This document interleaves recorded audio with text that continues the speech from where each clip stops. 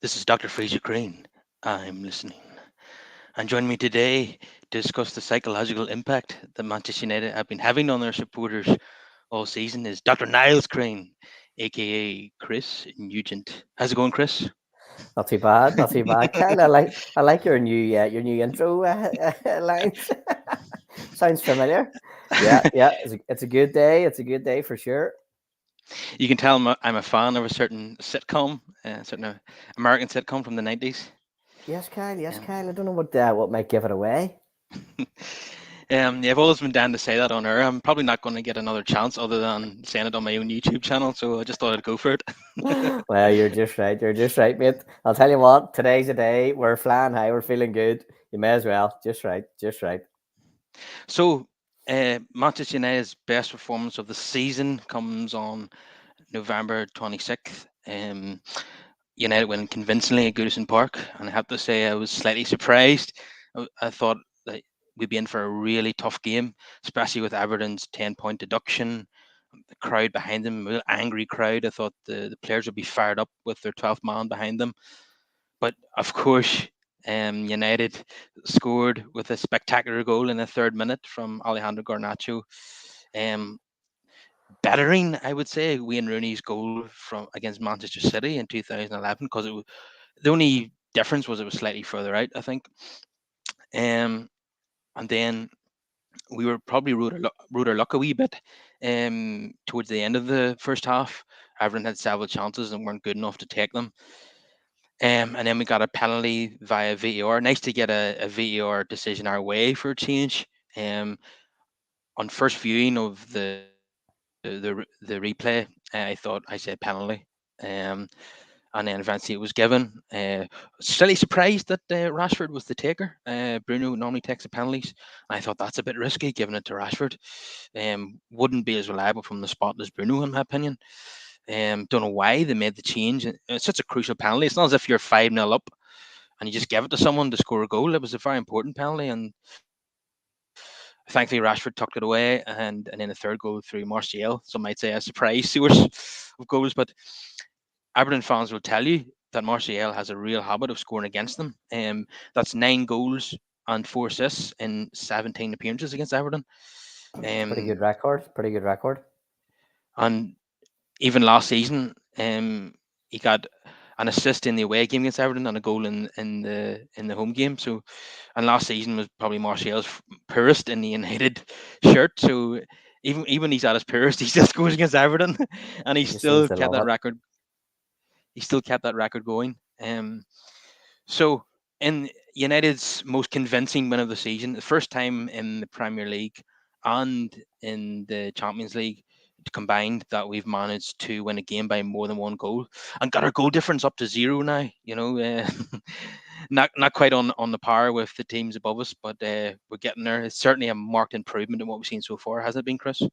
Absolutely, Kyle, 100%. I can hit the nail on the head. That goal by Garnacho was just unbelievable. Just came out of nowhere. Did not expect that remotely. We often, as you know, start quite slowly these days.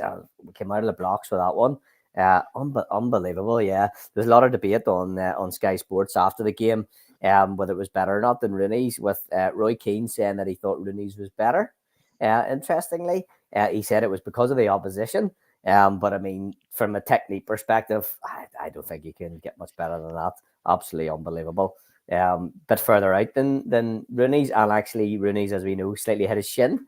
So it was a cleaner strike as well. What a goal! Absolutely unbelievable. Got to be a contender for goal of the season, goal of the month, hands down. Can't see anything's going to beat it. Incredible, absolutely incredible. Yeah, that's a valid point from Keane that Rooney scored the goal against Premier League contenders, whereas Everton are obviously nowhere near that, um, even without their points deduction.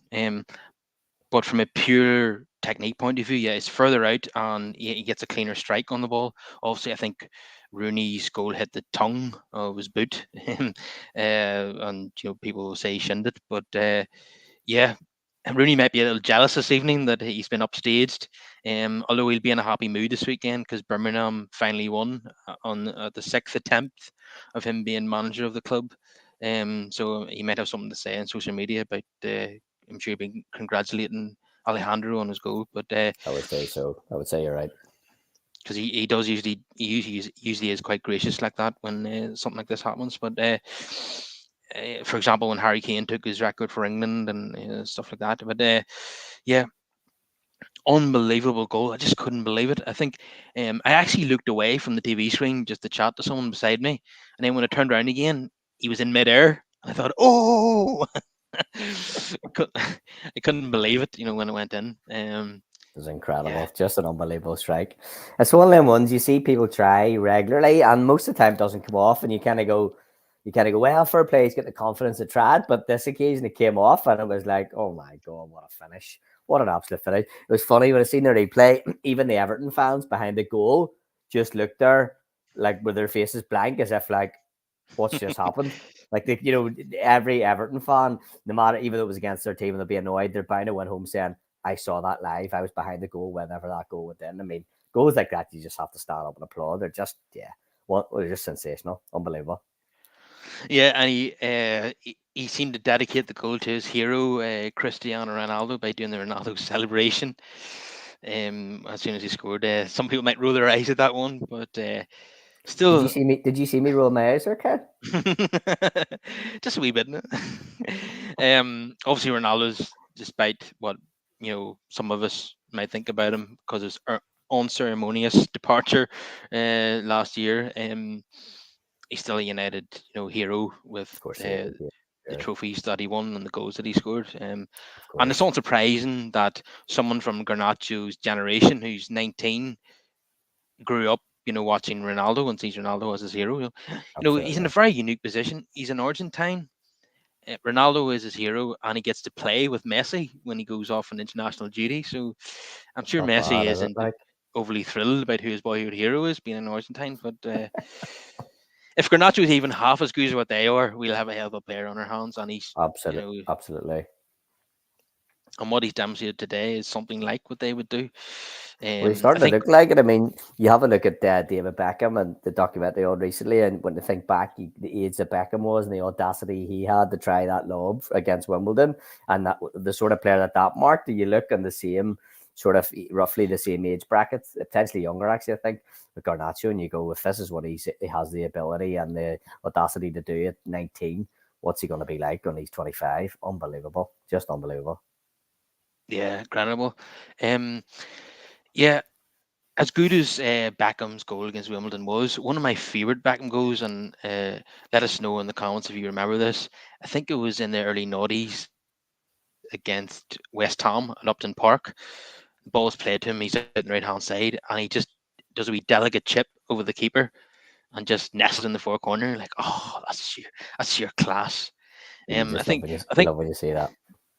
see when I was watching the Luton game recently 2 weeks ago before the international break. It's on the one of the international channels that I was watching the game on in the pub. They were showing like a David Beckham highlights reel, and that was one of the goals that they showed, and it was just reminded me of how brilliant it was. And Beckham, you could pick He's about brilliant. 10 or 20. You could about 20 goals that Beckham has scored that were spectacular from open play. That is not just from set pieces.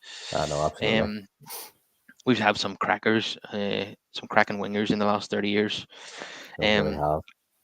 and Garnacho might be the latest one. Uh, yeah, so he'll take the headlines for that goal. That goal will be replayed for decades and decades to come.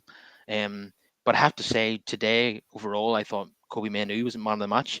If I'm not mistaken, I think it was his first Premier League start for Manchester United. So Um, believe. and I think he's definitely started a couple of League Cup games, but this was the first real significant game that he started. And he was brilliant from start to finish. He substituted after 71 minutes, I think, but from minute one to minute 71, he was unreal. Anchoring that midfield, not just his ability on the ball, his great feet and great technique, but without the ball, he was magnificent as well. He cleared the ball off the line. He made a crucial block just a couple of minutes later. He clearly reads the game very well. And I was just saying to my mates that I was watching the game with that we might not need to spend a single penny to replace Casemiro. I'm not just basing this on one performance. I'm just saying that been so highly rated for a long time by United fans who watch the academy teams, and they've been dying to see him in the first team, and he didn't disappoint, did he, Chris? He's absolutely brilliant, Kyle. First class. At the end of the game, say I was watching it in the house in Sky Sports, and Gary Neville had given the man of the match to Garnacho, but he did say, he said technically on the day the best player was Kobe Mainoo. He says, but given that goal, it was hard to not give to Garnacho. So I think everybody acknowledged that in a sense the best player on the day on the pitch was Mainoo. Obviously brilliant, Kyle. So mature looking, just looked really confident. The fact that he even got a start, over Amrabat shows the sort of the confidence that the manager clearly has in him. Yeah, he got substituted after 71 minutes, but it's the lad's on his debut. Often people on their debut, they get a few minutes or whatever, and people expect them to just sort of settle in. But clearly, Ten Hag knew, no, this kid's ready to go. He's ready to be a starter. So yeah, unbelievably looked good, looked really, really confident. Like you say, good on the ball, good off the ball. Reading the game, very solid, and very, very calm. So yeah, looking, but like some other players we've talked about highly recently, looking almost old beyond his years. A bit of maturity about him that you don't often see at that age. So he looked class, absolutely class. Yeah. So I'm really, really, really excited to see more of him. We kept being told before the game about the atmosphere to expect at Goodison because they're so angry about the 10 points deduction, and so many Everton fans and neutral fans, if you want to call them that, because there's no such thing as a neutral fan when it comes to Manchester United, um, that Everton are going to overwhelm United today, but not a bit of it. Although it did help, the spectacular goal certainly quiet down the crowd early on. Um, but Kobe who, I mean, he wasn't phased at all, was he, by the crowd or the Everton players or the atmosphere? It was just as if he'd been playing the Premier League for 100 games. Absolutely, And he's just so, absolutely, he's not even 22 or anything like that. He's still 18, I believe. So uh, he might have just turned 19. I'm not too sure, but he's still very, very young, and you wouldn't have known it by his performance. So excited by him. United fans have been talking about him for a long time, as I say, and I've been dying to see him, and he didn't disappoint today, and it's it whets the appetite for the games to come in December. So many big ones, and he's got to be a big part of that. In pre-season, he was doing really, really well. And I think he was man of the match in a preseason game against Arsenal in America, and then he started against Real Madrid, and he got injured in that game, and unfortunately that meant that he didn't start another game until today. But if that injury didn't happen, I think he would have made his debut a lot sooner. I think Ten Hag has been talking him up himself and wanted to give him his debut in August, but injury obviously prevented that.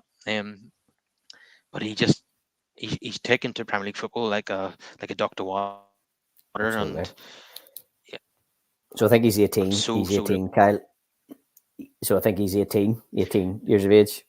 And like you say, brilliant. yeah, That's absolutely even brilliant. better. Just taken to it as if he's been playing for 5 years already or whatever. Looks like he's had lots of games under his belt when he obviously hasn't.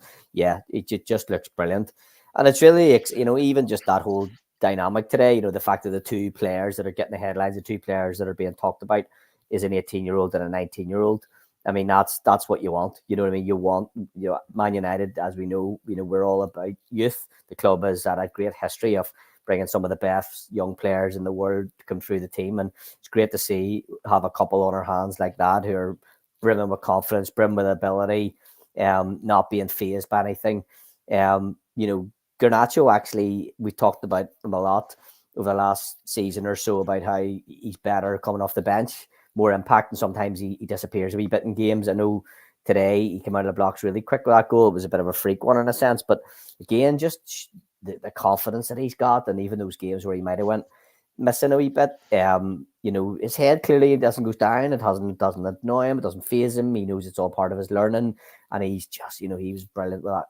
Today, and Mainoo was brilliant as well. It's just great to see those young lads coming through with that confidence. I love it. It's just great. Yeah, I think as far as Garnacho's concerned, it's not just confidence; it's actually arrogance as well. Well, no, hi Kyle. That's a big statement. No, but Yeah, no, he's I'm only joking. I know exactly what you're talking about. I think he does teeter on the brink of that. I will agree. Then again, as we always say, at a club like Manchester United, and you're a winger at Manchester United, you know you got big shoes to fill. Ryan Giggs, George Best, David Beckham, Cristiano Ronaldo, and we've seen people shrink. So, if anything, maybe a little bit of overconfidence, it will probably stand him a good stead. So, I'm going to give him a bye ball on that one. no, I mean that in a positive sense, because you need that self belief to make it at United, as you say, Completely, um, completely, so many players, if it doesn't go well for them at the start, then they crumble. But Garnacho, exactly. like we've seen him miss a couple of chances lately, and it doesn't phase him. Look, No. clearly it didn't with him trying that spectacular effort And at let's be scoring. honest, he'd be down And out. He'd be down out in that one for God knows how long. Anyway, so that'll keep Yeah, his confidence high for at least a couple of months, I would say, if not longer. but that what's good is he didn't rest on his laurels. Did you notice how hard he worked after he scored that goal? When we didn't have the ball, and that's what arguably probably pleases me even more. That he didn't thought. I know, like Eden Hazard said in an interview that once he had scored his goal, he felt as if he had done his bit. I But remember that. that wasn't the attitude of Garnacho. He was determined to win the game for the team. Could have scored a second with that cross from Rashford. He slid in at the far post and hit the side netting. But I'm sure he'll be satisfied with the goal that he scored. And Mainoo, like I said, clean that ball off the line, making a crucial block in the penalty area. But not just that, just how composed he is on the ball. He never gives the ball away. So good with his feet in tight areas. He's like surrounded by three players, and he finds a way out and then finds a teammate. That's the type of midfielder I'd say we've been lacking for such a long time. And you know, 100%. yeah, I can see him being a stalwart of United's midfield for well over a decade now if he keeps playing like this. Um, Absolutely. yeah, he's a wee bit, if I may say so. He's kind of a mixture of Casemiro in his prime and Michael Carrick in his prime. He's got that, he's got that midfield destroyer, element to his game, but he's also got a lot of composure on the ball as well. So, yeah, I think he'll be a hell of a player for United in the future, and he's certainly living up to the billing that he's been given by the fans that watch the youth games on a regular basis. So in addition to that, Rashford getting on the score sheet again. It's been a long time coming. It's, was it a case of Bruno giving the forward a penalty to get himself a goal? Do you think that's what happened? Yeah, 100%. That's exactly what happened. I think, I mean, so you probably haven't seen it, Kyle, because you were maybe making your way back from where you're watching the game. But there was a little bit of debate going on about how kind of captain like it was of Bruno to do that. So it was sort of being talked about that. Yeah, he did it to boost his confidence because he thinks he needed a goal and needed a little bit of a confidence boost. And it looked that way to me. And in fairness, it showed a little bit of camaraderie. And you see him celebrating with him. He was kind of talking in his ear, when he was hugging him when he scored and stuff. So it seemed like it was a little bit of, psychological kind of, lifting him up a little bit. But interestingly, Ten Hag said exactly that and said it was great on Bruno's part and he was doing it for the benefit of the team. Roy Keane didn't agree and said it was absolute rubbish and said that he could believe that Ten Hag said that. So a little bit of needle there, clearly. But yeah, it looked like that's exactly what it was him just trying to give him a chance to get a goal. I have to say, for me, Rashford didn't have a great game. I thought he was kind of poor again, doing too much, taking the ball into the corner whenever it became very predictable, and he was nearly playing himself out of the game. And yeah, and interestingly, you're talking there about Garnacho and Mainoo and their confidence, and particularly with Garnacho, that actually Rashford, who plays in a similar position, is a player that I see as being a bit of a confidence player who can let it get to him, and his head does go down. And that's probably the only flaw I would say in Rashford's game sometimes is that his head, he doesn't have that arrogance. Maybe he needs to be a wee bit more arrogant and ride out the bad times. But yeah, I think it was a wee confidence booster. Sorry, very long-winded answer to a very simple question. But yeah. Can't remember what the question was anymore. I think you were talking something about I don't know. You're talking overhead kicks, I think, or something. You were saying. No, yeah. So Yeah. I think that's I think is what you said there. I think it was a wee confidence booster for him. I think that's what he was doing. Well, what I would have expected Ten Hag to say is that Rashford has been scoring the most penalties in training, so that's why he took it. I don't know if he said that or not, but No, he didn't. No, no, he literally said that that it shows how great a captain Bruno is, that he wanted to give um Marcus Rashford a chance, and he basically said he said if he says Bruno is guaranteed to score, is basically what he said, and he said Rashford's a great penalty taker too. He didn't say he was guaranteed to score, great penalty taker too, and it was good that that Bruno wanted to give him a chance to give him a bit of a lift. So that's what he said. mm, uh, you give a penalty to a teammate to give them a lift if you're 4-0 up, not when it's 1-0 at Goodison Park. But Totally we'll agree. not criticize it too much because he scored and we won the game. But that takes me back to United dropping points at Fulham. I think it was about 2010, something like that, when Fergie was still around. Um, I think the the regular penalty taker would have been Giggs at that time, I think, and he gave the ball to Nani to take a penalty when United were 2-1 up. Nani missed the penalty and Fulham got an equaliser and we drew two each. If I remember that, I think Nani demanded the penalty. Hmm. It was a bit different because yeah, I think Nani. I remember that Nani almost said, "Give it to me, give it to me." He was demanding it. And you normally think when a player does that, you should give it to them because their confidence is clearly high and they're more likely to score. But then Nani fluffed it. Yeah, I remember that. That was a yeah, not so good.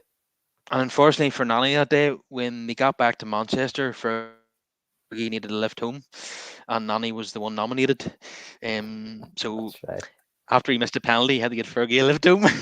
That's right. I remember that. He's lucky he didn't have to walk and Fergie take his own car on home from him.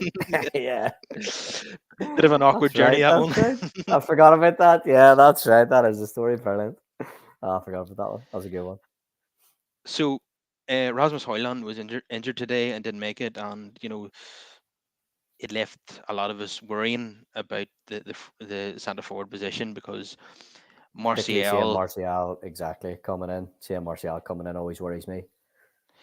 Martial is a player, it's fair to say, he's not been playing well in recent seasons. Injured a lot.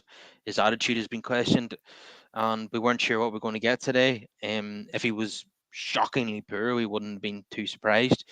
But it turned out to be one of those days where he did okay, and then he scored the third goal, which the finish was Martial of old, the composure, and then the dink goal of the keeper. That's what we've seen from Martial in years gone by. So yeah, it was good to see his first Premier League goal of the season. Um, Still wouldn't want him starting ahead of Rasmus, to be honest. But at least he showed today that he can have an impact when he's needed. So what was your thoughts, Chris? Yeah, my first thing is I would slightly disagree with you saying he hasn't been a great player in recent seasons. Kyle, define recent seasons for me, please. The last three seasons. I'm surprised Are you? you're only What are you going going to that say? far What back. do you think? I'm not saying you Are you need to saying? be. I'm just kidding. I'm not Are you saying saying he's not been at worse all? for exactly worse for a lot longer than recent seasons. No, but all jokes aside, yeah, I've like you, Kyle, haven't been a fan of him for a long time for all the reasons that you've highlighted, and we all know what he's like. But yeah, he was good today. Well, when I say he was good, he took his goal really really well. He won the penalty, and in fairness, he did win the penalty. He did nothing wrong. He made a good move, and yeah, it was a definite penalty for me. So I thought that you could argue that he got a goal and an assist in some way. So that's pretty good for Martial. Um, yeah, the one thing I will say about Martial is that I've always saw him as a good finisher. I've never saw him as somebody who will fluff many chances. I don't see him as a poor finisher. I see him as somebody who almost needs the ball on a plate for him to score because he doesn't really often doesn't put the effort in to force things. So then the goal that he got today, it was an unbelievable through ball for him. I think it was Fernandez played it through to him, and he was right in front of the goal. And in fairness to him, I mean that finish is that's an elite level finish. That's as good a finish as you're ever going to see. Lovely wee dink over the keeper, cool, calm, and he has that. I've always believed that he has that, which is a shame that it's more of a shame that he doesn't do it more often because he's got that ability. Cool as a cucumber. He just doesn't do it often enough. Maybe you think, oh, well, maybe if he had more service like that more often, he would score because he can clearly score goals. But just the Premier League's so tight that you have to force things, and it's often not going to be as simple as somebody will put it on a plate for you. And that's the disappointment with Martial for me, is that he almost needs it to be him and the goalkeeper. Otherwise he won't. He won't force it. But he's a great finisher. There's no two ways about that. And he got the chance today, and he did it. So yeah, fair play to him. But I'm not going to be starting to jump out of my skin and say, oh, he's going to kick on. I think you know that as well. Which is a shame. But yeah, but No, a really good goal, good finish. that ship is sealed, I'm afraid. Um, Long yeah, gone. one of the big issues with Martial is that he doesn't hold the ball up very well, and it puts the defense under pressure again. When the ball's played up to him, he doesn't win headers. He doesn't, even when it's played to his feet, he doesn't hold it up well. He can give it away very easily, and then he doesn't press obviously as well. So he's far from the complete centre forward, and that's why I wouldn't pick him unless you absolutely have to. And he can no longer play on the left hand side because I think he's had that many injuries now that he's lost a yard pace. So when he plays, it has to be up front. Um, Yeah. and today it worked out well for him. I actually seen him commit a foul today for tackling someone. I was like, well, hell, he must be up for it now. Martial, he's not usually that combative. Are you sure he meant But it? um, it worked out well for him today because he scored and he won the penalty. Um, but his all round performance, it was not that impressive if I'm being honest about it. Yeah, and just on the penalty, the referee initially booked him for diving, and I thought No. just on first viewing that looks like a foul. Maybe I'm wrong. And then the first replay I saw, I thought that's penalty. VAR is going to intervene there, and they did. They took quite a long time to give the penalty, I must say.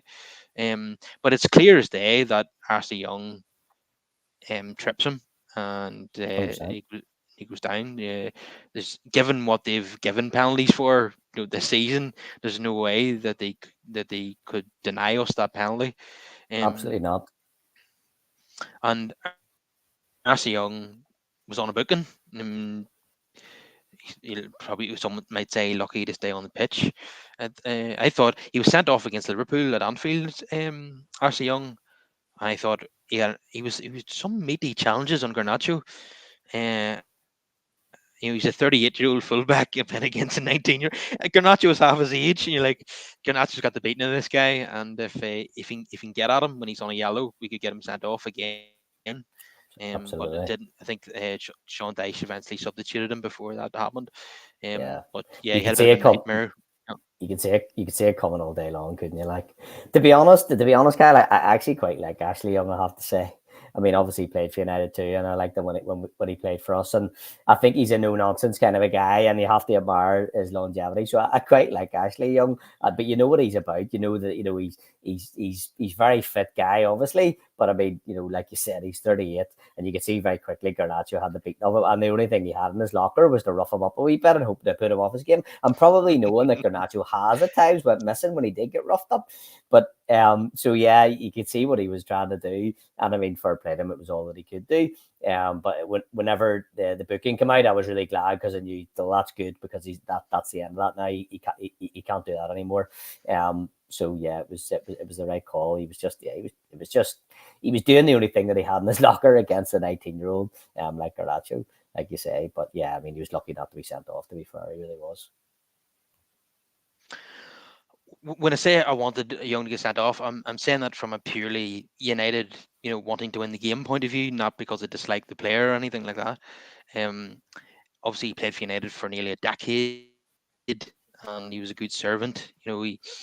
At the start of his United career, he was a winger and he was scoring some spectacular goals. He was a Premier League winner, and then towards the end of his United career, he played right back, left back, and done decent jobs in those roles and always give 100%. United fans will always remember him shouldering Angel Di Maria into the advertising horns when we played PSG in the Champions League, and United fans quite enjoyed that one because they're not fans of Di Maria at this club. But yeah, And Archie Young has still never forgotten his United roots, because he's been very sympathetic to on social media about the death of Sir Alex Ferguson's wife, and the death of Bobby Mhm. Charlton. He went to Bobby Charlton's funeral as well, so he still, I think when he retires, he'll be remembered more as a United player than a Villa or Everton player, I think. But Yeah, I think you're right. still, as a tall order to be playing against 19-year-olds when you're 38 at that level, you know.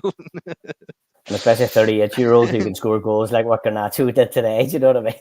It's a tall order for sure. But yeah, fair play to him for giving it his best, but it was only ever going to go one way, really, in fairness. So yeah, Yeah, to be honest, as good a player as he's been, and he's been a very good Premier League player as a young, but at 38, when you're supporter or a player against Everton, you want to see him on the team sheet at this point in time because of his age.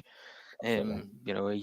He's done well to be. Most players at his age, if they're still playing, they'll be playing in the MLS or Saudi Arabia or something like that. So to be playing in the Premier League is quite an achievement. But um, yeah, we didn't get him or Decore sent off today. Decore was losing the head a wee bit as well. Absolutely. And I think I think he was booked because of that new rule. He was asking for McTominay to be booked on under Premier League rules now. If you asked for an opponent to be booked, it's an automatic yellow card. And then Yeah. he And I fouled. think and I think what he asked for was a bit light anyway, wasn't it? Was it for McTominay kicking through the back of somebody's leg? And I mean that wasn't a particularly nasty challenge. It's just a kind of wee bit late. I mean, I think he was pushing his luck anyway, to be honest. Yeah, I think the crowd were a bit annoyed that McTominay had committed two or three fouls and didn't get a yellow, but I think he'd committed one more, he would have got one. But the Yeah. crowd felt aggrieved because the Everton players got yellow cards and we didn't. Um, Mm. but Everton as a whole at the minute feel the world is against them, for the points deduction. I think they admitted to breaking Premier League rules. Um, I think the biggest grievance is that Manchester City have not been punished despite Everton committed one offence. Manchester I City have know. committed 115, That's an but absolute. that It is honestly a disgrace. It is honestly a disgrace. I don't see how anybody could say it isn't. It's a disgrace. Like it's it'll horrendous. be interesting. Premier League have created a precedent now. That's the biggest points deduction in Premier League history in 30 years. So be under big pressure to deliver a punishment to Man City. Man City have the most expensive barrister in the world working for them to continually get them off, whether it be charges from UEFA or the Premier League or whoever. But 115 charges, you can't turn around and say they're innocent of all 115. There's no way. It That's just not cannot. possible. Cannot be. There's no way. 115 charges. Do not tell me that at least a good percentage of those were things they actually did. And you're right. I mean, they may pay the most expensive lawyer, and that's fine. And maybe they'll manage to get off it somehow on some sort of a technicality. But I mean, that is just shocking that Everton would be docked 10 points for one offence. Man City have 115 offences and potentially might get away with it. I mean, I understand they might not get away with it. It's going to take so long to get through them all because there's been Yeah, so many that the process is going to take much longer for obvious reasons. that Um, process could be years. it probably will be. Well, you know what they should probably do then is take it one offence at a time, and if the first offence is guilty, dock them the points for that. Move on to the next one. Guilty, dock them again, dock them again, dock them again, or they're not proven guilty. Okay, move on. Rather than wait until the entire process is finished, because like you say, Kyle, it'll take years. What happens if Man City wins? What happens if Man City wins the league by 2 points this year, 3 points or something, and then 2 years from now they find they were guilty of 20 offences? Are they going to strip them Premier Leagues? I guarantee they wouldn't do it. And say, oh, there's no point. It's in the past now. Should they have? There's no point in taking them titles off them. And the team that came second wouldn't want those titles. Well, that's not right. You know what I mean? If Everton were able to be docked, potentially docked 10 points so quickly, well, they should do it. They should do it for other people who commit those same offences. That's my opinion on it. Yeah, if Everton get docked 10 points for one offence, if Man City are even found guilty of half, those 115 charges, they're going to end up in non-league. Exactly. Yeah. Exactly. But you know what? Yeah, that's it. I know United fan, it's easy to say Man City, no, but at the end of the day, the rules are the rules. If they're throwing a book at Everton, then you have to apply. This is what, isn't this what we always say? The same with VAR. It's all about consistency. People understand the rules are the rules, and if the rules are harsh, you blame the rule. But you just want consistency. Do you know what I mean? If the same rule applies for one, it should apply for another. It's simple as that. Yeah, absolutely. Everybody will be watching with interest now. The Premier League must feel that they've got a case if they're willing to go public with 115 charges. So it's going to be very, very interesting to see what the outcome is. But I don't think we're anywhere near that at the moment. Yeah, Yeah. So back to United. Our goal difference is now up to 0. Would you believe? incredible. Better than the -3 that we started the day on. If you look at the teams around us, like their goal differences are like 17, 20, 17, 13, 8, 17, and we're 0.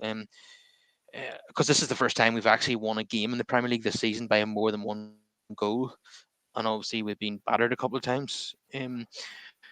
So it's definite progress, definitely the best performance in the Premier League this season, and we're up to 6th, just behind Spurs now in 5th. Now Spurs were top of the league a few weeks ago, with 3 defeats on the bounce now after the injuries that they've suffered, and now we're only 2 points behind them, and we're only 6 points off Arsenal, who are top of the league.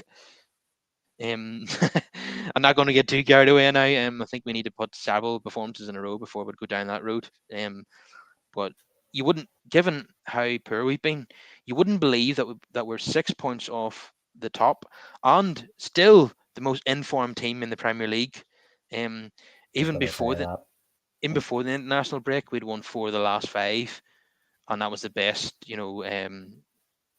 best in the Premier League in terms of form.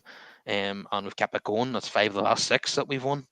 And this is by far the best performance and best result. Um, so many difficult games coming up in December. We touched on in the last podcast. Away to Galatasaray, away to Newcastle, at home to Bayern, at home to Chelsea, away to Liverpool, away to Newcastle, at home to Aston Villa. I mean, it couldn't be any more difficult. Now Tough, tough games. home to Aston Villa. Normally, in the last 30 years, it wouldn't sound like that intimidating, but Mhm. they're 4th in the Premier League and just Exactly. beat Spurs away from home today. So that would Exactly. be a massive game as well. So, Tough game. um, in terms of this very difficult month that's coming up between now and Boxing Day, we've got off to the best possible start, haven't we? It's been brilliant. Like you said, Kyle, yep. It's been good. And we are, even before the international break, you didn't feel like it, but we were the most informed team in the Premier League, ironically. Um, but yeah, I think you've hit the nail on the head. There's difficult games to come up now, really, really difficult games. There was a stat come up earlier after the game showing that I think we picked up 0 points against the other teams at the top of the league, and that all the games we'd won had come against teams in the bottom half. So we're now going through a run. We're going to play teams in the top half of the table, and that is going to be really, really tough. So yeah, if we're going to have any chance of staying where we are in the table and kicking on, got to start winning some of those games. And yeah, given what's happened up to now, you would understand that I'm feeling a little bit nervous and not feeling hugely confident. But being in good form on a good run, you hope that maybe we can keep that going. Um, that we're in a good vein of form. But yeah, really tough games. I think these will be the real true test of where we're really at. I think maybe where we're at now is not quite a true reflection just yet of where we're at, but we'll see. Maybe I'll be proved wrong. I hope so. Now, I accept the fact that we're going to lose, maybe at least 1 or 2 of these games, but I want to see United win some of these games as well. Oh, for Uh, sure, absolutely. we have to. Um, if you want to stay in amongst the top 4 uh, challenging spots. We're not in the top 4 obviously at the moment, but we're challenging. If we want to stay there, we need to be winning games. And if you want to stay in the UEFA Champions League, we need to win our final 2 group games. I mean, it couldn't be more difficult. The hardest we in the Champions League, we've lost 3 of the 4 games so far, should never have lost in Copenhagen. I mean, that was going to be the best performance of the season before the red card. 2-0 up, cruising, then red card, and then we lose. Um, but we've got the two most difficult games in the Champions League to come in the final group matches, and that's away to Galatasaray, welcome to hell and all that, You know, and exactly. at home to Bayern Munich. So we need to go to Turkey now and win on Wednesday night. But to be brimming with confidence now, we have to take it one game at a time. The next one's Galatasaray, and now the we've done what we haven't done all season, and that's score goals. And Mm. that's what we're going to need to do in December if we're going to win games. We need to get, we need to score, we need to score 2 or 3 goals, because it's fair to say against the top teams are going to concede. If we're going to win games, we need to score more than one goal, and that's what we've done today. And Yeah, we could have scored 4 or 5 really, and got three. That's a start. So let's take that form into Istanbul, and let's get the job done there. Let's win the game. Let's start as well as we did in Copenhagen, and let's not get a red card this time, and then maybe we'll mm, we'll be in with a shout of winning that game. yeah. And we got to be solid at the back too, Kyle. You know, let's not to put a dampener on what's been a great day, but you know, it it is obvious that Everton had a lot of chances, and they were not remotely clinical, and they didn't take any of them. And if they had taken a couple of them, it would have been a very, very difficult game and a very different day. So, you know, from Ten Hag's perspective, that's bound to have caused them some concern. While the positives are that we got 3 goals, and as he said in his interview, each of the 3 forwards all got a goal each, which is brilliant. Albeit that one of them was a penalty, which Fernandez gave to Rashford, but still, 3 goals, hopefully confidence. So we're scoring goals, brilliant. But we gotta keep it tight at the back, because you know, against those good teams, they'll be solid at the back, and we might be the team with only getting a couple of chances, and we can't just let them overrun us. You know what I mean? So yeah, just a word of caution. I do think that we need to be tighter at the back, but we'll not get away with it. But again, in good form. Hopefully we'll continue. I'm feeling positive. Just on Roy Keane saying he didn't believe the manager's analysis of the penalty being passed from Bruno to Rashford, that reminds me of about 20 years ago against Maccabi Haifa in the Champions League. I think we were 4-0 up, and we got a penalty, and rather than Van Nistelrooy taking it as usual, Roy Keane insisted that Forlan take it to get his first goal, and I think he took it and scored. But when you're 4-0 up, you can do that. I don't think United should have taken that risk today, and we got away with it. Okay, but they shouldn't be doing that. See, if you're 1-0 up in a crucial away game, your designated penalty taker should be taking it, in my opinion. I agree. To be honest, I mean, I could be wrong, but you know, I felt it was almost a wee bit of a personal thing, slightly, because you know, Keane has voiced very strongly his opinion on Bruno and said he's not Man United captain material. He said that I think a few weeks ago, and I mean, I'm not saying that what Ten Hag said was directed towards Roy Keane, but Ten Hag was very much bigging up, you know, how much of a captain that Bruno is, and how that showed how captain like he was. And Keane obviously always disagrees with that. So I feel like that was part of it. It was more a disagreement with how great Bruno was, and maybe less about what actually happened. But it was more a disagreement of, let's not say he's a great captain because of this. Do you get what I'm saying? Well, well, Keane has said on the record that he doesn't believe that Bruno is a good captain, um, and Exactly. that a lot of fans would share that opinion. And I wouldn't say I don't share Ten Hag's opinion that it makes you a great captain if you give the penalty to someone else at 1-0. I would say that's more of a sympathetic decision, not a captain decision, if I'm being honest. Yeah, But I think that's a good point. I think you're right. I mean, personally, I wouldn't have given it to him because because he's low in confidence is in a way a reason when it's a game that could be tight, and you're, you know, considering at the end of the first half we're kind of getting, you know, battered a wee bit. You think, well, this is a tight game. You know, you don't want to take that risk. So I agree with you. But yeah, it was. I think it was the fact that Ten Hag was trying to big it up. Um, you know, and say how great Bruno was. And yeah, Keane didn't quite agree with, which is fair. yeah, but fair play to Rashford. He did score, and he absolutely buried it. Took it really well, actually. Took it really, really well indeed. Keeper nearly got to it, actually. The keeper went the right way, right, and everything, but he had it so tight towards the top corner that he couldn't get near it. I mean, that's, yeah, great penalty, like.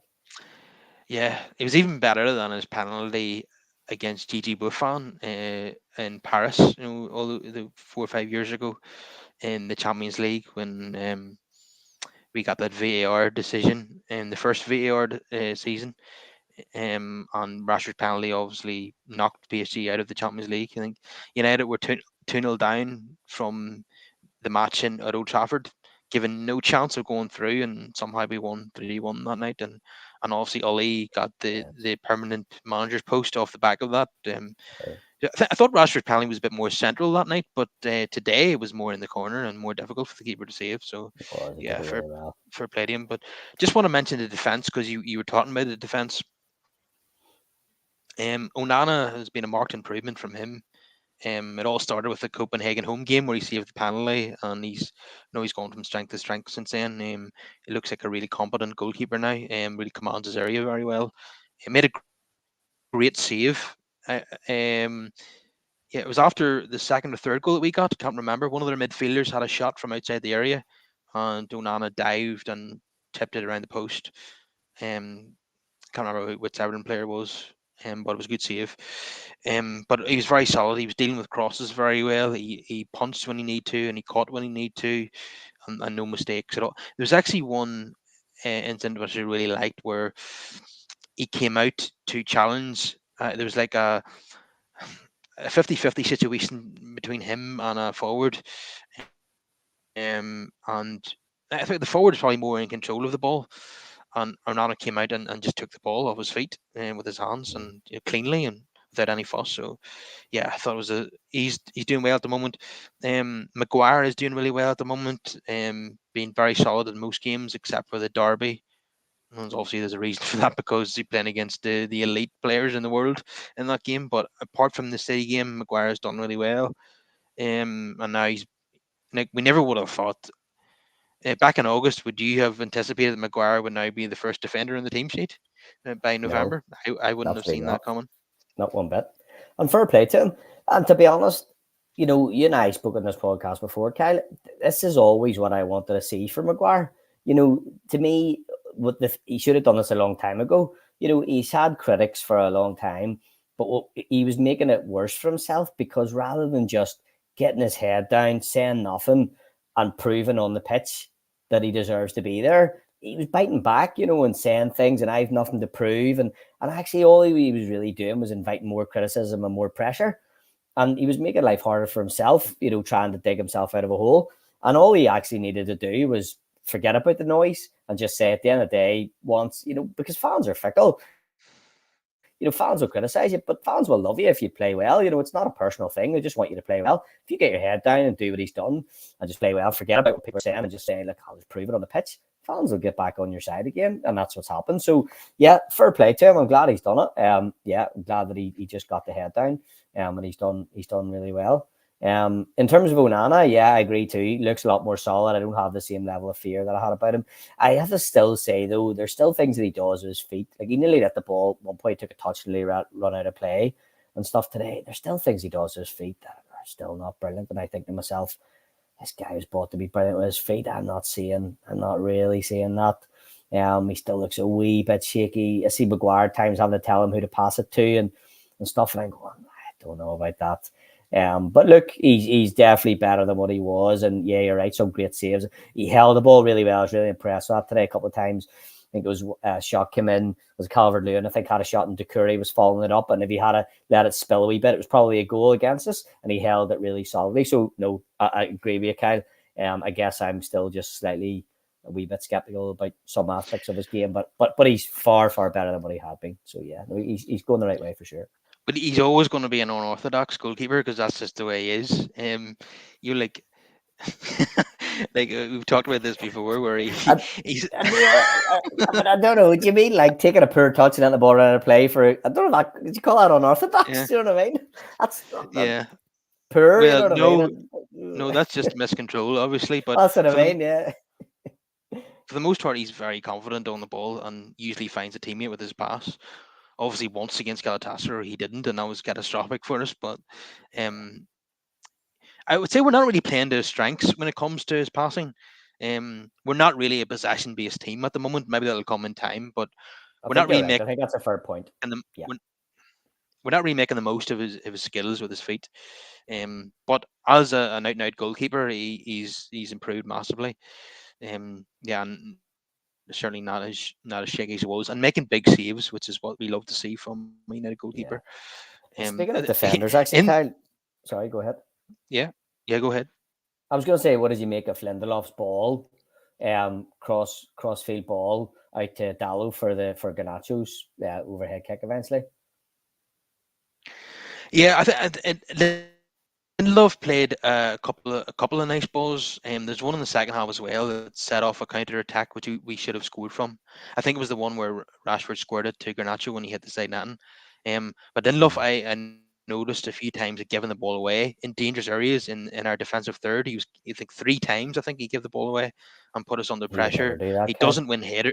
He doesn't win headers either. Calvert Lewin had the beating of him every time. So that's what I wanted to come on to. Lindelof's the one that doesn't convince me, and I cannot wait for Martinez to be back in the team. Although that's not going to be till after Christmas. But at the moment, Martinez would come back in for Lindelof, and Maguire would keep his place because Varane's not playing well, and Lindelof's not playing well, and Johnny Evans is injured, and I think Johnny Mm. Evans is the left-sided defender anyway. So Johnny Evans would be competing with Martinez or Shaw for his place at centre back, whereas Maguire and Varane are competing for one place, and Know what you mean? because neither of the left-footed centre backs are available, then Lindelof's playing that position. But I don't actually Mm. blame the man. I'm not a fan of Lindelof, but I don't blame the manager for picking him at the moment because Varane in his last few performances has been abysmal, and the manager really has no choice, to be honest with you. Yeah, and the thing is, you can't waste a sub as well on a player who's getting injured more often than not. At the end of the day, you end up wasting a sub having to replace somebody when actually what you want your subs for is to bring on match winners if the game's tight. You know what I mean, or to be able to make a tactical change. You don't want to have to keep wasting subs replacing like for like because somebody just is constantly injured, and that's what Varane's kind of become. Is where more often than not, you put him on, you hope he plays well, and then you just have to replace him because he's injured. I mean, that's just not really. It's not good. So I can see, Yeah, I can see why he starts with Lindelof. yeah. I think Ten Hag has gone full Mourinho. Remember, Mourinho doesn't like injured players, and he just refuses to pick them then, and doesn't even just ignores them then at the training ground. Yeah, Schweinsteiger comes to mind, and I but think that's where Ten yeah, Hag is with Varane now. yeah, and in fairness, I mean, I don't know if Mourinho was like that with anybody who was injured for any legitimate reason, or if it was people who he thought were kind of serially injured. But I mean, Varane's definitely fallen into that camp where he's injured more often than not. I mean, flipping heck, you just can't work with that. Every manager wants a consistent back four or back five if you include the goalkeeper, and you're never going to get that if Varane's your first choice. So I think No, the manager just got fed up with it now.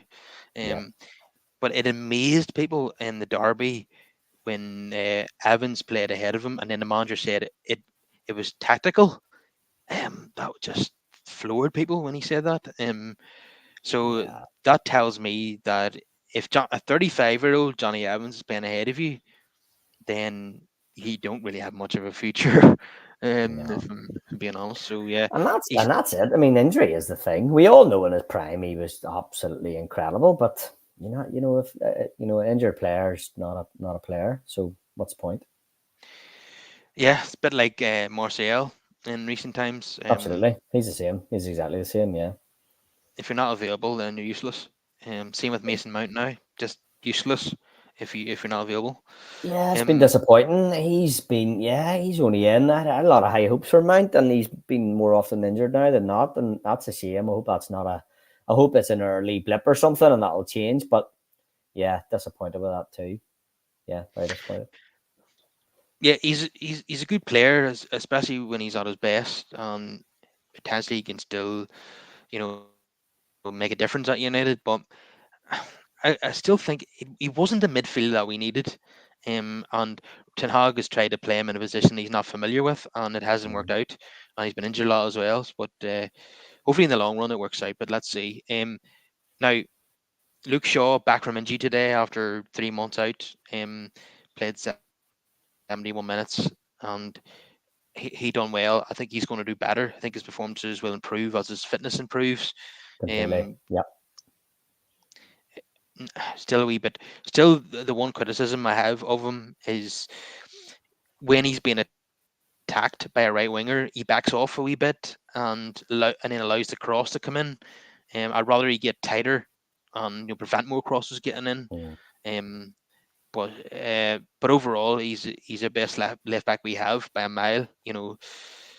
He's going to add an extra dimension to our attacking play, and he's a very good defender as well, and he can slot in centre back too. Every time he played centre back about 8 or 9 times last season, and he was excellent in every single one of those games. Even a victory over Manchester City, he played at centre back, and was brilliant. So yeah, but I do want to see him primarily a left back, and his Yeah. greatest assets are attacking assets, but as a defender, he's fairly decent as well. Much better than Regulon and Malacia and Diego Dallo in that position, but just he's not the absolute perfect defender, because he can back off too much. But Yeah. uh, definitely, overall he's an asset to the team and good to see him back. Same. Now, one thing I disagreed with the manager today on his defensive selections was Diego Dallo ahead of Armand Bissaka. There's not a United fan on the universe who would select Diogo Dallo ahead of Wan Bissaka. He's been abysmal this season. Diogo Dallo, Wan Bissaka is best one-on-one defender in the Premier League. Um, and from an attacking point of view, he's improved massively. If you just look at the first goal in Copenhagen, Wan-Bissaka had a big role in that with the reverse pass. Um, and Wan-Bissaka is so confident now, even on the ball. He just looks like a guy oozing confidence. And and Diallo, even it was brilliant though to have Wan-Bissaka to bring on when you're defending the lead, Mm. because they're trying to get behind us. They just can't get past Wan-Bissaka, the left winger. You always feel sorry for left wingers when they're playing against us when Wan-Bissaka's playing. He just can't They're get a having kick.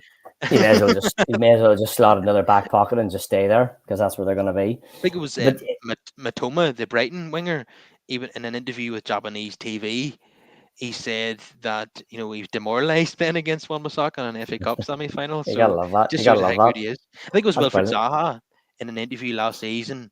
He had the chance to score a winner against United. He was clean through on goal. And he looked over. He said he looked over his shoulder and he seen Wan-Bissaka coming. He thought, "Oh no!" And then Wan-Bissaka slid in and took the ball off him as he was about to shoot. But And Zaha would know him well too. Zaha knows him well. yeah, and just by it being Wan-Bissaka, it got into his head, and maybe it caused him to kind of slow down and lose confidence when one with the keeper. No, Um, 100%. but just shows that's how good he is. That just by an attacker looking over his shoulder and seeing him, it puts him off. So Yeah. that's really impressive, isn't it?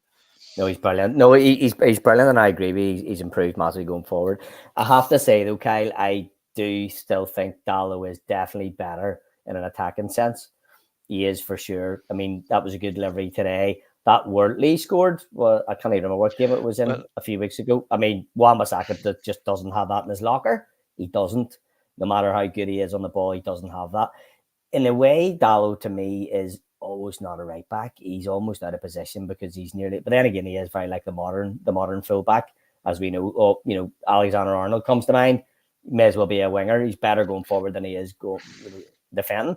And Dallo is much the same. And again, Dallo was poor today, I thought, defensively, but pretty good going forward. So I agree with you in the sense of Wan-Bissaka is becoming closer to the all rounder than Dallo is. But if you're picking as a manager, if you're picking somebody to go forward, Dallo is definitely better. Go forward. okay, there was some kind of tactical reason that he selected Dallo. He thought um he wanted his fullback to get into that get behind Everton on that right hand side. But Mm. Dallo is very hit and miss even going forward. Some days he'll do okay like today, and other days he's very very poor. Some of his crosses just go out of play for goal kick. Some of them just go over everybody and out for a throw in, and he frustrates a lot as well. I think, like you said, Wan-Bissaka is closer to being a better all rounder. I think, if I can put it this way, Wan-Bissaka as a defender is about 10 out of 10. As an attacker, Wan-Bissaka is about a 6 out of 10. I think as a defender, Dallo is about a 4 out of 10, and as an attacker, That's he's being about a 7 out generous. of 10, and he's about a 7 out of 10 as an attacker. So I would say Wan-Bissaka definitely gets in the team ahead of him for me. But the manager gave Dallo a 5-year contract when he didn't even seem to be first choice when the contract was handed out. So clearly he has faith in him, and I don't think a large section of the fan base would share that faith in Diogo Dallo. I think he's had an awful season. In fact, the only time he's really played well for United for a sustained period was the start of last season to the World Cup, and then after the World Cup, he got injured in the World Cup, and then he went back to his usual self again. Mm. So even Ollie loaned him out to AC Milan for a season. He didn't. He signed Wan-Bissaka when he already had Dallo, so he wasn't really a fan of Mm. him either, and I have to agree with him on No. that. No, I um, know, no, I agree. I mean, I think Dallo. I think I've thought for a long time, and I think we've talked this before that we could do well unless Wan-Bissaka becomes that player. I still think we're a wee bit short at right back for because looking at the modern fullback, like you say, Luke Shaw. If you compare to Luke Shaw is what maybe a 7.5, say, going forward. More consistent. His crossing's going to be better. He's good at the overlap. He doesn't maybe score some of the spectacular, like that spectacular goal that Dallas scored recently, but he is generally more solid and he's better defending. Not as good defending as Wan-Bissaka, but he's better defending than Dallo. And in a way, that's almost what we need is another Luke Shaw because Dallo is, like you say, better attacking in some ways, but can be hit or miss and is really poor defensively. And Wan-Bissaka, for me, unless he improves, is still way behind Shaw in terms of what he offers going forward. So I almost feel like either Wan-Bissaka needs to develop into being more like Shaw in a sense, or we need somebody else because I feel like Wan-Bissaka leaves us short going forward and Dallo leaves us short defensively. And Shaw, looking on the other side, almost is a wee bit more off that all rounder. And I think that's kind of what we need. I think Wan-Bissaka isn't as bad as some people may think going forward. He can play 1-2s and get in behind, and his crossing is decent. He played a pivotal role, as I say, in that opener against Copenhagen with a reverse ball. So yeah, Wan-Bissaka's improved massively under Ten Hag, and you have to give kudos to Ten Hag. He's come in for a lot of criticism this season, and especially from myself. But Wan-Bissaka is a player that he's clearly improved, a player that he didn't sign himself.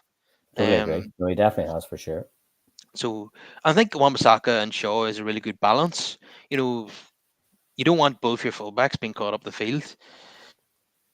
And nobody, no winger in the world wants to play against Aaron Wan-Bissaka. So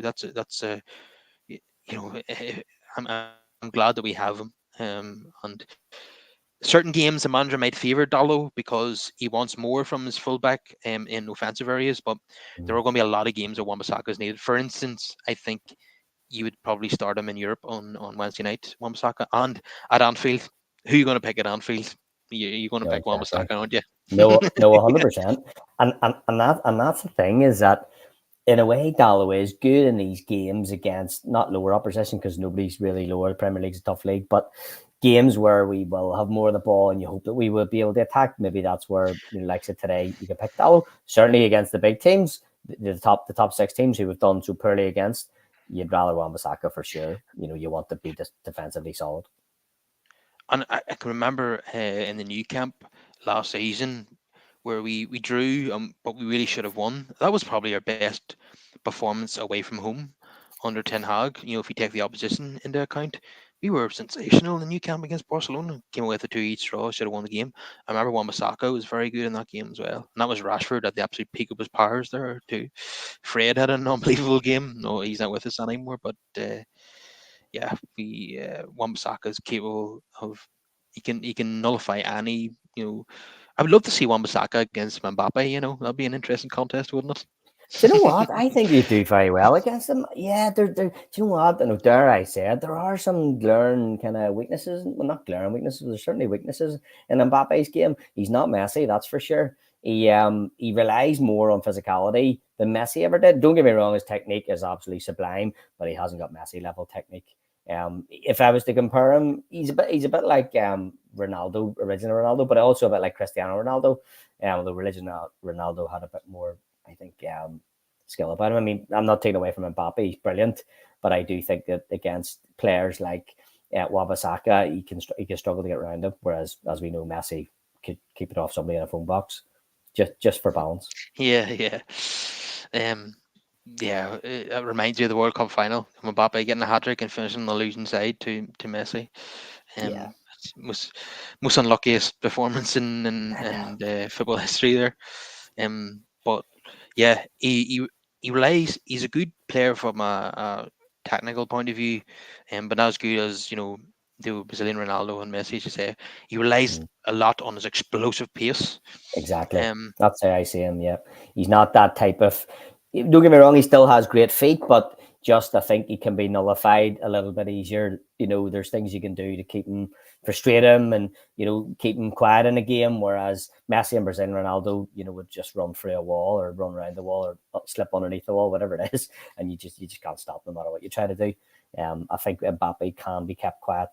Maybe that'll change, but I've seen a lot of games where I thought he's quiet tonight, and you wouldn't often see that as much from Messi or Ronaldo. Yeah, just an when opinion. we played when we played PSG in recent times under Solskjaer, I think we played them 4 times. I don't remember Wan-Bissaka playing against Mbappe. Maybe Wan-Bissaka was injured or something at those times. Because I do Maybe yeah, remember, yeah, Bailly playing at right wing back in one of those games that had to be substituted, that's right. I and remember that. Ashley Young was playing against Di Maria. So I don't know where Wan-Bissaka was during that time, but because Ollie used to would have picked Wan-Bissaka when he was available. So, but I'd love to see that contest. Um, yeah, but just on Dallo, I'm just going to be overly critical. Even the cross today, I thought was behind Garnacho. Garnacho had to, you know, go backwards to dig that out. It wasn't a cross, right in the area where Garnacho was. He had to go backwards to get the ball, But, didn't he? but you know what, Kyle? I think Garnacho told him to do that so he could make the overhead kick look that wee bit better. I think that was planned. No, I'm just kidding. No, you're right. If you're being critical, you are right. In fairness, it was behind him, which is what made the overhead kick so good. But it meant that it wasn't a great cross. No, I totally agree with you. I do agree with you. Yeah, Dallo gets the assist for one of the most spectacular goals in Premier League history, but he's fortunate because it wasn't a great ball, if we're being honest. But just on Dallo's goal against Sheffield United that you mentioned there, I know It was I just seem like I'm picking on him now, but I think the keeper should have done better with that one. If I'm being honest, I think you might be picking on it. Okay. I think you might. I but think I you did might say be. that at the time. Like I definitely did say it at the time, and No, we'll see. I think because I it think you wasn't did. right in the corner, and the keeper got a hand to it.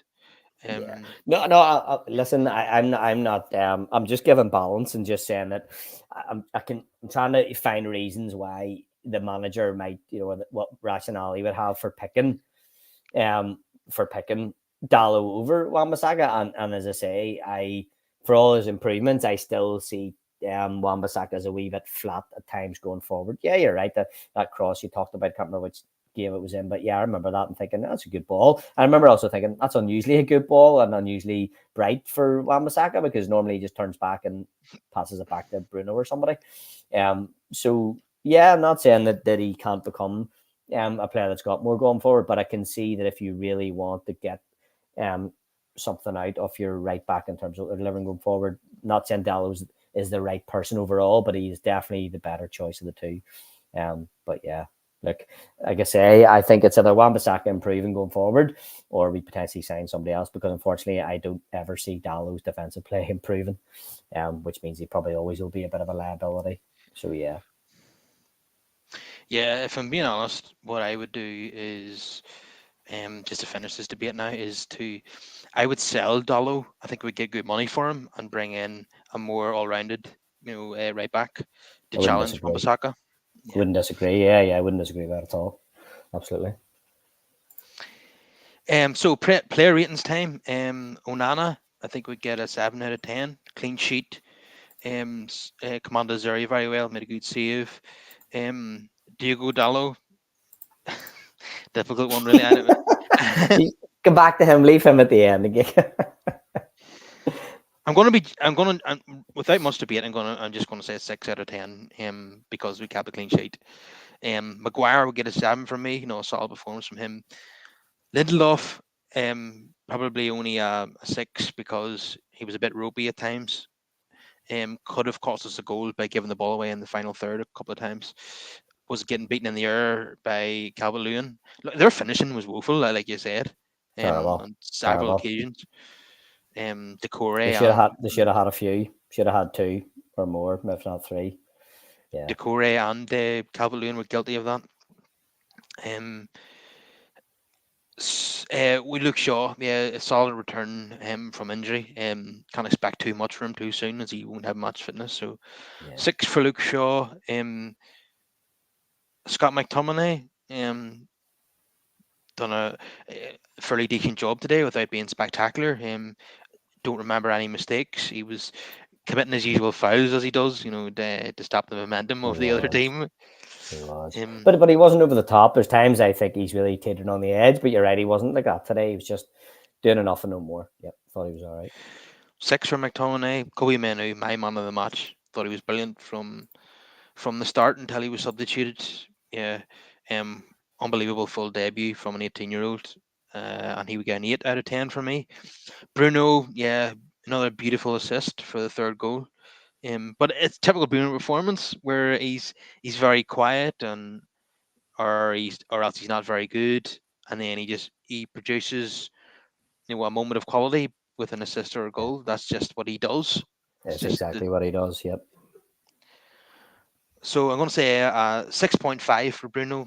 Um, Alejandro Garnacho with the best goal he'll ever score in his career, probably one of the best Premier League goals ever. Now, when Sky Sports post on YouTube greatest Premier League goals of all time, and we've seen the Garnacho's goal is now going to feature in that highlight reel, I think. Um, Absolutely. so Garnacho gets an 8 just for the goal. Marcus Rashford, we've talked about already, another frustrating performance. Um, Getting into good areas and then decision making letting them down. China, there was even a point on he's out on the right hand side.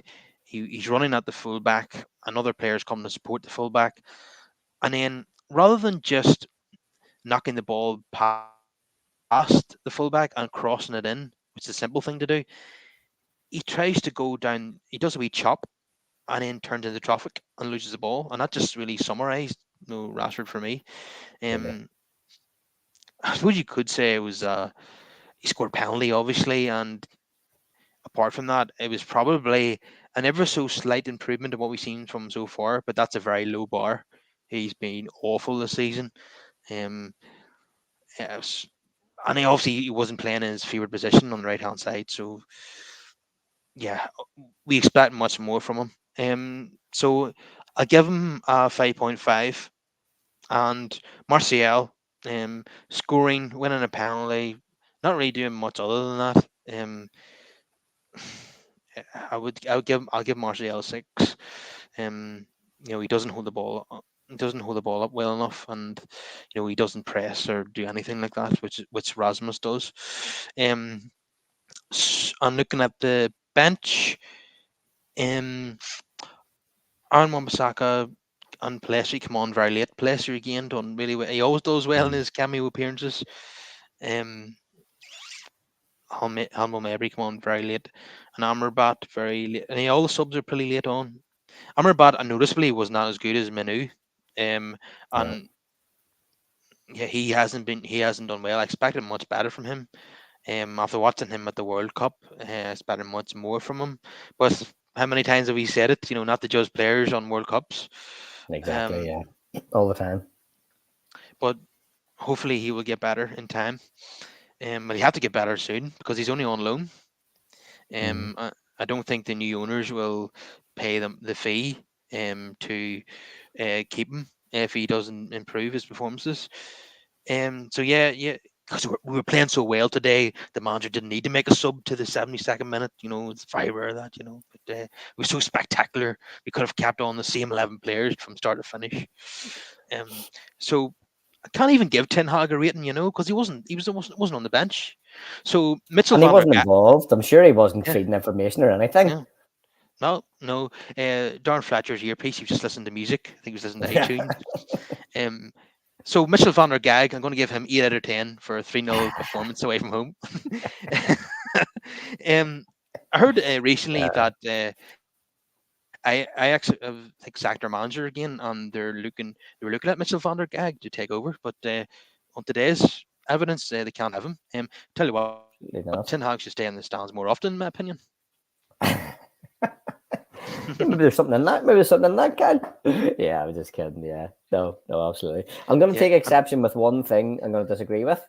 I'm going to say that I'm going to give Kobe Mainoo a 9.5 out of 10, and eight for his performance, but for a debut, it was a 9.5. The only thing he could have done was score, and that would have been a 10 out of 10. okay, fair enough. I'm not going to argue with that. I'm happy for the praise to come Kobe's way. Absolutely. I think we'll agree on him, but Dallo, we might have a slight disagreement. And I can. I thought that he was a solid 9.3 out of 10. Nine, nine, nine. I was Yeah. just kidding. Um. I was just kidding. One other thing to mention was I love one of the chants that were being reported by the Man United away end when we were 3-0 up. They were chanting that to Everton that you're going down with Man City. No flip. Oh, that is brutal. Do you know what? I actually genuinely feel sorry for Everton. I actually genuinely do. I honestly do. I think it's terrible. Mainly because I hate that Man City are getting away with. Like that's the truth. That is the honest truth. Yeah, well, so far you would think eventually a punishment will be dished out, but I mean it has to be more than a 10-point deduction given the amount of charges that there are. Well, Um, one charge equals 10 points. So then, what does 115 charges I don't equal? know. Even a relegation to the championship wouldn't suffice for 115 charges, but we'll It take it. wouldn't really. Well, be happy enough. Just imagine how Uh, easily they'd win that division. Uh, Flip me. If it were the current team, for flip's sake, would even be would hardly would need to turn up every week. Just give them the points for flip's sake. Yeah. yeah. So on to Galatasaray. The tough games coming thick and fast. Um, in the home game against this opposition, we totally blew it from a comfortable position. Um, it was just we were the architects of our own downfall in that game, to be honest. But there's reason for optimism. I don't think, based on Galatasaray's home games against Bayern and Copenhagen, they weren't that impressive. Um, I think it was 2 each with Copenhagen, and then against Bayern, I think they might have 1-0 up for a sustained period and then lost 2-1 or 3-1. Um, so you can get at them, you can score goals against them. Um, if we can get off to a good start like we did in Copenhagen and get 1 or 2 goals up and keep 11 men on the pitch, then we'll have a chance. Just ignore we played in a very hostile crowd today. Obviously, it's going to be more hostile in Istanbul. If we just Mm, ignore the crowd, just play our football, get an early goal, and then get another goal and see it out and get the job done, and we're still in with a chance. If we can win this game, we're in a great chance of going through. We probably play a Bayern team at Old Trafford that are going to make multiple changes to their lineup, mm, because they've already topped the group already. So I imagine they're just going to rest players. So if we can win in Turkey, then Bayern at home against probably a half reserve team that Bayern will field, then that's a great position to be in. So, but first of all, we have to get over the line in Turkey, which is going to be difficult. yeah. They tend to hate English opposition more than anyone else out there, and we know 1993 what it was like. It was Mm, absolute carnage. yeah. Um, the players were involved in physical altercations as well. They're even being intimidated at the airport. So we might see Yeah. more of that again. But we just have to go there, be professional, Play like we did in Copenhagen when we had 11 men and get the job done. No, 100% agree. No, you're totally right. I mean, looking at the group, it's basically Bayern have just ran away with it, and it's kind of a much of a muchness really between us three, Copenhagen, Galatasaray, and United, and yeah, it's all to play for in some ways. It's a shame. But that we still have to play Bayern again, or we still have to play Bayern. But like you said, Kyle, they're you hope they're kind of on the beach because they've already topped the group. They're already through. There's nothing to worry about. So yeah, this next game is an absolute must win, and it is huge. If we have any chance of getting through, we absolutely have to go and beat Galatasaray. So the pressure's on. But yeah, you're right. Hopefully that's enough motivation to go and do a good job. And we're in a good vein of form, really. So now's in a sense, if you were to pick a time to go and play, then you might say now's a good time because we do have the tails up, or should have the tails up, with a bit of confidence. So yeah, I think now's a good time for that game to come. Hopefully, we can go and beat them. Yeah, it's going to be interesting. Going to be tough for sure. Yeah, and our old nemesis, Wilfred Zaha, will be playing against us again. He scored at Old Trafford, albeit very fortuitously. Well, hopefully Wan-Bissaka will be on, and Zaha will be looking over his shoulder every time he Yeah, sees him. absolutely. I think Wan-Bissaka was injured for the first game against Galatasaray. So, yeah, it's interesting that um, Wan-Bissaka even has a psychological impact on Wilfred Zaha, that even just looking over his shoulder and seeing him was putting him off, rather than before the actual tackle was made. So, Absolutely. and I mentioned I think he Matoma talked. being, I think I remember an interview with him at Zaha a few years ago um talking about how good Wan-Bissaka is. I think he told the story about how in training he could never get past him, or he really struggled to get past him, and he just thought he was brilliant. So I think Zaha's well acquainted and has a lot of respect for him. So yeah, I can see why he would feel like that. yeah, let's hope United can get the job done. It's a tough week of fixtures of away games. Everton, Galatasaray, and Newcastle. Um, but we're off to a great start, and hopefully we can get the job done. And I'll Fingers wrap up the crossed. podcast there for today. Please like the video if you're watching on YouTube. Subscribe to the podcast either on YouTube or audio form, and get more of your comments in down below, and I will reply to as many as possible. And thank you to everyone who watches the show on YouTube and downloads the podcast. And I can't believe that hundreds of people actually listen to what I have to say, because to me, I just talk the biggest bunch of shite. So in No, it was addition you to that said it, Kyle. In fairness, you said it. that, to me, all I I'm am is just just kidding. I'm just an ordinary fan, just rambling. So I'm flattered that so many people, hundreds of people, tune in to hear what I have to say every week. Which, No, it's all good stuff. It's all good stuff. You're doing good work, Kyle. Keep it up. All good stuff, mate. and it's great to have you on, Chris. On a monthly basis. Always value your opinions, and I know you're just as happy as I am that United are back to form, most informed team in the Absolutely. Premier League. Have to keep Absolutely, mate. emphasizing that, because somebody said to me recently, you must be so depressed about how United are playing, and I said, "What are you talking about? We're the most informed team in the league." And he says, "I like your positive attitude." Yeah, fair play, fair play. I have to say when I heard that for the national break, I thought there's no way I've heard that right. That just can't be. It didn't feel like it, even though you looked at it didn't feel like it. But yeah, it is what it is. So it's all good. But anyway, So no we keep pleasure to be playing on like as this. always, Kyle. We keep playing like this. We're going to be taking over Arsenal at the top of the league. Um, Fingers crossed, mate. Fingers crossed.